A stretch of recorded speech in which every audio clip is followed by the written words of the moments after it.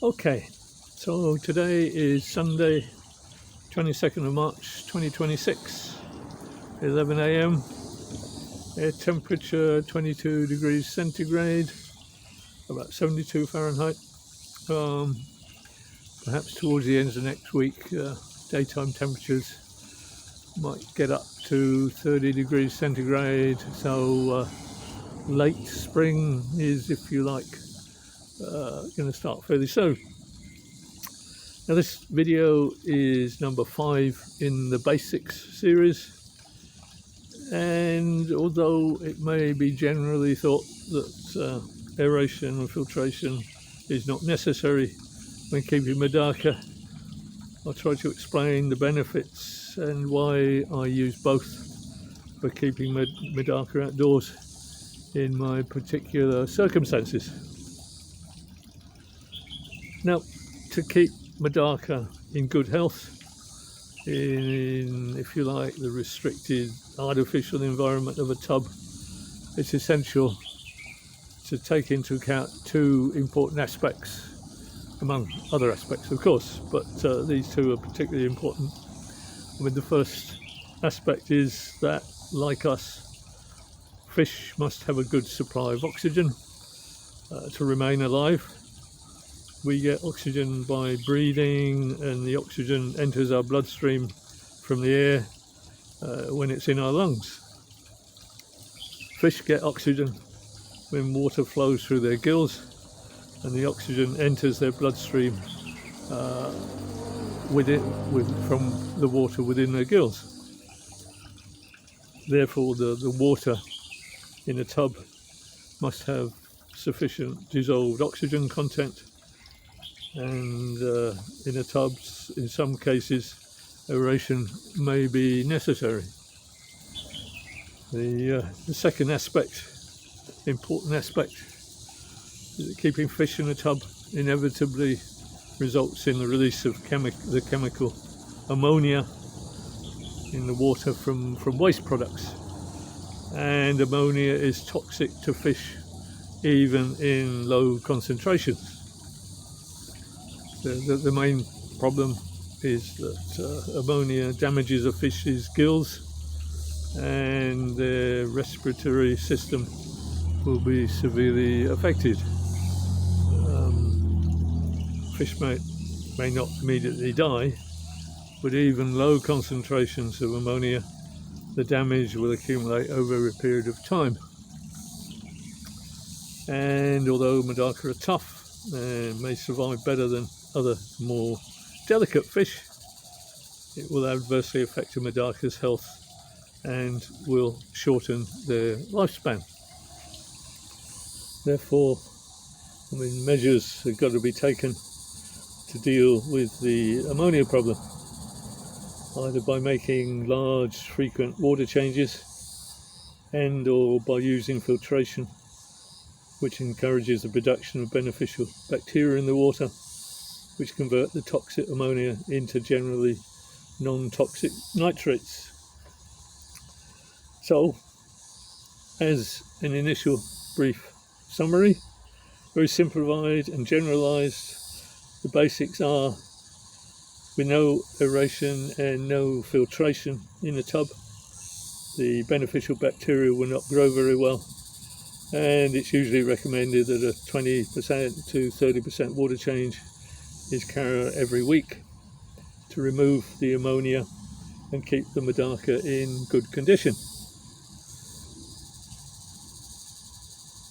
With aeration in a tub but no filtration, the beneficial bacteria have a limited effect on the ammonia, so it's recommended that maybe you can carry out a 20% to 30% water change perhaps every 2 weeks instead of 1 week. However, with aeration and filtration in the tub, the bacteria should be effective enough in eliminating the ammonia, and it's then recommended that maybe a 10% to 20% water change is carried out every 3 weeks. Now, personally, I don't like the hassle of weekly major water changes, so for this reason alone, I use aeration and filtration whenever I can. However, there are other reasons why I do this, and starting with aeration. So fish need oxygen in the water to survive, and oxygen dissolves in water by absorption of the oxygen at the water surface. So in shallow water in a tub such as this black one, the oxygen content is usually okay. Water is shallow, so the oxygen could permeate down through the water to the bottom of the tub. But in more deeper water, such as in this tub next to it, the oxygen content will be lower at depths further away from the water surface. However, aeration sets up a current, so that the water at the deeper depths is brought to the surface to absorb oxygen. The oxygen doesn't enter the water through the bubbles, it only enters the water through the water surface. And so by bringing the lower depths of water up to the surface, then reasonable oxygen content can be maintained throughout all the water in the tub. In temperate climates, even in a tub this deep, oxygen levels are usually okay without aeration, because temperatures are lower. However, in locations subject to high water temperatures, say above 30 degrees centigrade, the amount of oxygen that can be absorbed by water is quite low, and this can adversely affect the health of the fish. Therefore, in my subtropical location with high summer temperatures, aeration is definitely worthwhile if I want to maintain reasonable dissolved oxygen levels in the water, so to keep my MEDAKA in good condition. So another point is that quite high dissolved oxygen levels in the water are required if the beneficial bacteria needed to deal with ammonia are to thrive. If they haven't got much oxygen, then these beneficial bacteria won't multiply, it won't grow very well. So although a proper filter with filter media may not be provided and you've got only aeration, beneficial bacteria will grow in the biofilm attached to the tub's inner surfaces, any gravel or whatever you might have in the tub. Now, even though that amount of bacteria might be relatively small, you can see, you see here in this tub, there's the biofilms there. Even though it's got a filter, there's still biofilm on all the internal walls.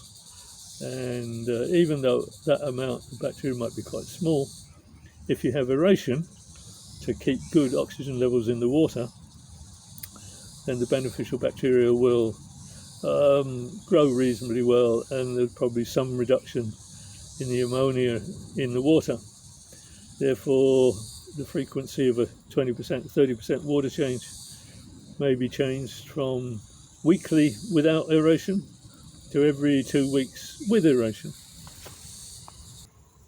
So, moving on to filtration.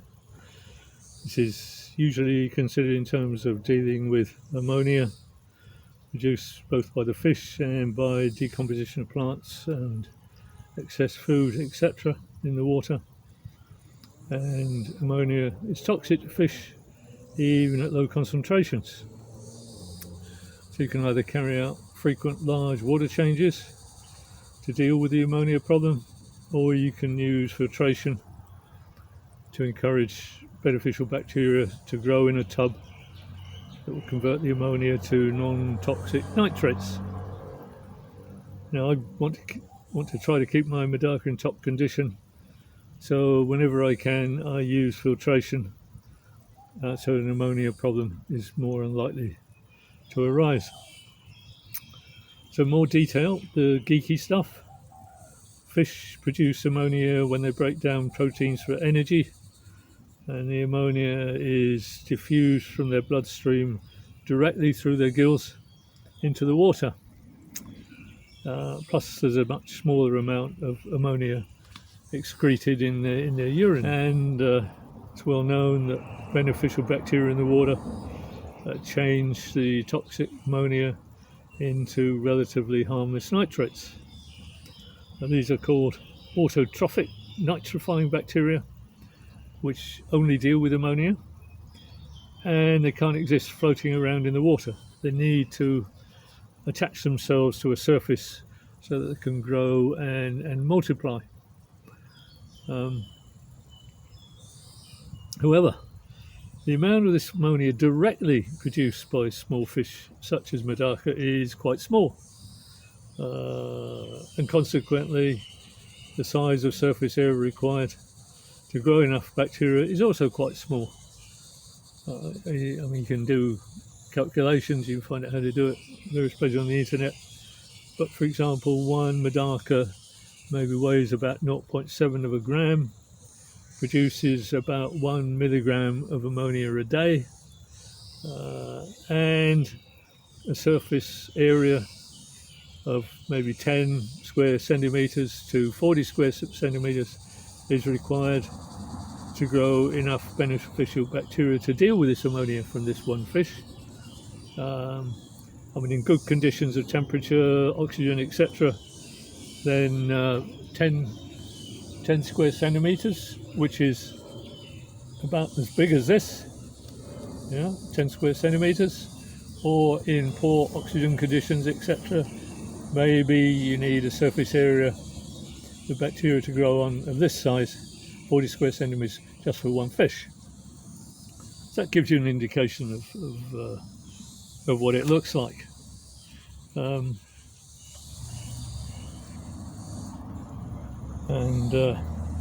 Just to give another example, if you take this small sponge filter, about the smallest you can get, maybe costs the equivalent of about $2 US.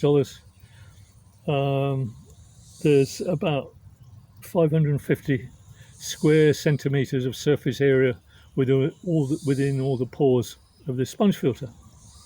So if you assume that one MEDAKA needs 10 square centimeters, that means this small sponge filter might deal with the MEDAKA coming from about 50, might deal with the ammonia coming from about 50 MEDAKA.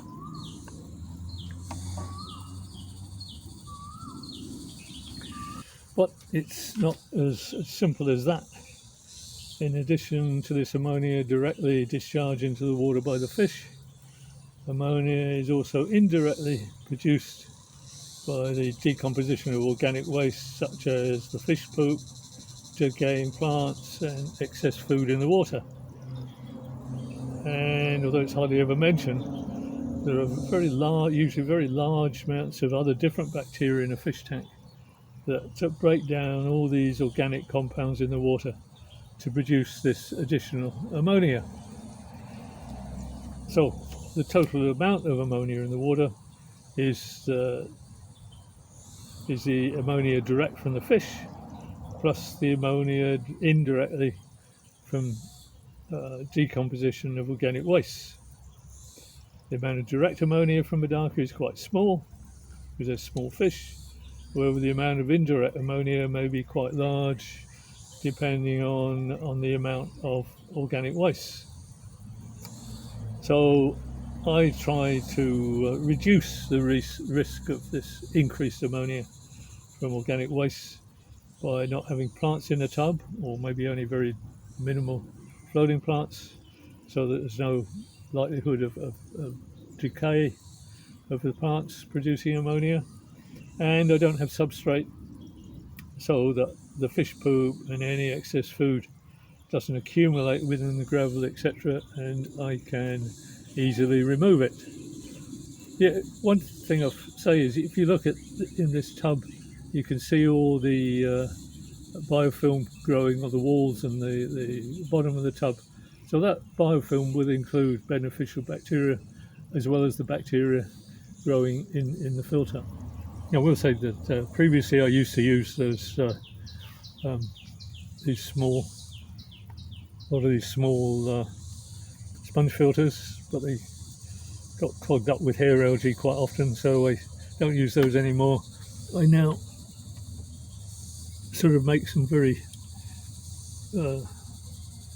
simple DIY internal filters from a cut down water bottle, bit of white pipe, etc. See lots of examples on the internet of those, and now I just use those. So, a final summary. I'm sure lots of people who would tell me they successfully keep MEDAKA outdoors without aeration and filtration, and also probably in heavily planted tubs with substrate, etc., etc. And I fully accept that, particularly in temperate climates. This is just my way of looking at things, and my aim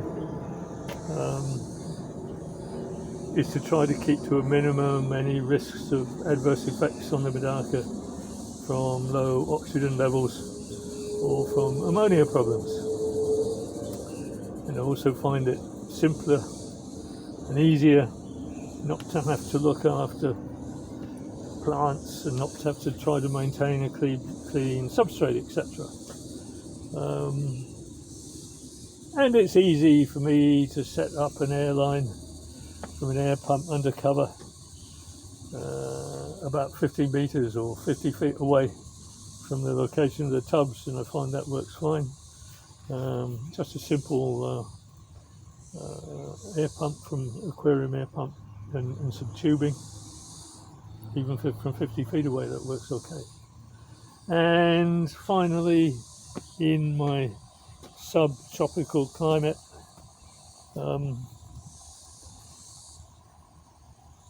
with very high summer temperatures, I consider that aeration is essential if the MEDAKA to have the best chance of maintaining good health. So, if I'm going to have aeration, I may as well combine that with an air-operated internal filter, and that gives me the best chance of avoiding ammonia problems if I overfeed, etc. And it also reduces the hassle of the more frequent water changes I'd have to undertake if I didn't have filtration. Okay,